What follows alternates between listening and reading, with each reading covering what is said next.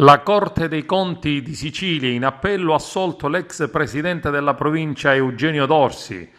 Ignazio Gennaro, dirigente dell'ente, e Giuseppina Miccichè, funzionario dello stesso ente, per l'accusa nei loro confronti di aver provocato un danno erariale all'ente. La sentenza sancisce definitivamente, dopo un percorso processuale lunghissimo di circa 10 anni, che erano effettivamente dovuti vari rimborsi di spese per cene e pranzi richiesti dal Dorsi ed autorizzati dal Gennaro, e che tali spese erano realmente attinenti ad eventi o contesti istituzionali ed imputati al fondo per le spese di rappresentanza.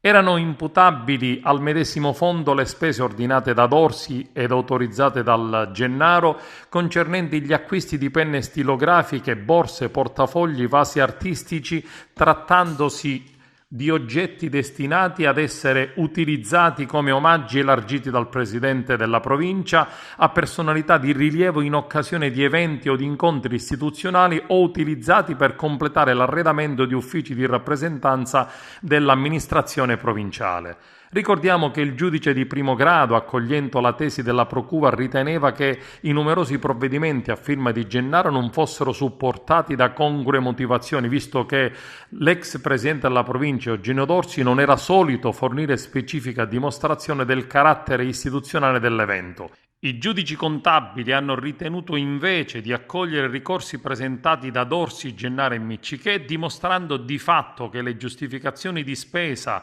ed i provvedimenti adottati erano corretti, ed ha proceduto all'assoluzione.